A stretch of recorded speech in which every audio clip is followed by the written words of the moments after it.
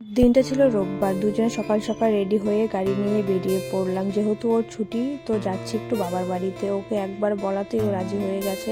ছাদ গাছ থেকে এই ফলগুলো নিয়ে নিয়েছি। বাড়ির লোক দেখলে খুব খুশি হবে, যেহেতু ওই পেরে দিল। তো তারপরে যে বেরিয়েও পড়েছি, আর দেখো রাস্তাটা এত খারাপ, এত ঝড় বৃষ্টি, অন্যান্য দিকে তো বন্যা। যাচ্ছি কারণ পরে আবার বরের অফিস শুরু হয়ে যাবে। তো মাঝ রাস্তায় দাঁড়িয়ে একটু মিষ্টি নিয়ে নিলাম বাড়ির সবার জন্য। আর বোনরা অনেক দূর পর্যন্ত আমাদের জন্য এসেছে। তো তারপরে একসঙ্গেই যাচ্ছি। তো মাও দেখে মাও এদিকে এগোচ্ছে আমাদেরকে নেওয়ার জন্য। বাড়ি গিয়ে খাওয়া দাওয়া করে ফ্রেশ হয়ে চলে গেলাম দিনাটা বোনদেরকে একটু ঘোরানোর জন্য। তো এই জামাটা খুব ভালো লেগেছিল, কিন্তু বোনদের হচ্ছিল না, তাই আর নেওয়া হলো না।